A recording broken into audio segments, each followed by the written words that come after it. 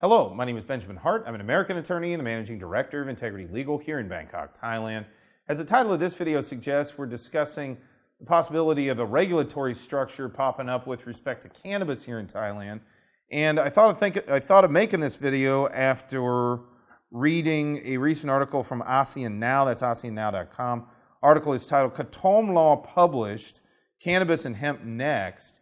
Two other plants, cannabis and hemp, were decriminalized on June 9th. But the bill on cannabis and hemp, which passed its first reading in the House on June 9th, is still pending with the House Scrutiny Committee.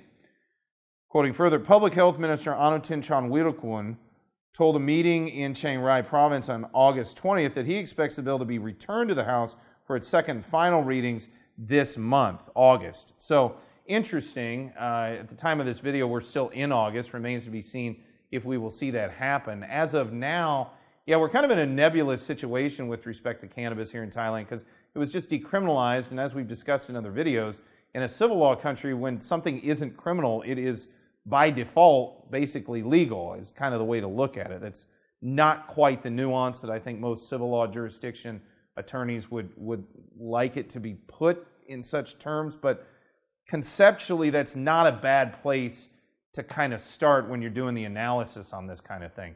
Yes, there is a law that does regulate cannabis and hemp products that's currently in place right now, but it's definitely a bit of a, well, it's not particularly, it's pretty opaque, I'll put it that way, what we're looking at in terms of a regulatory structure. And then meanwhile, we have Kun Anutin, the Deputy Prime Minister, as well as the Public Health Minister, also been talking about the possibility of even more lax laws rolling out, even for recreational use.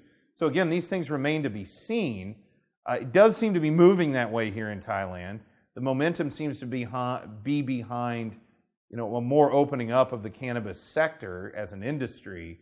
But the exact permutations of how this is going to play out over roughly the next couple of months and even the next year, again, I don't think you can say anything as a foregone conclusion at the moment. But there is kind of a momentum that you see that's built up, that it seems like everything's moving kind of in a certain direction.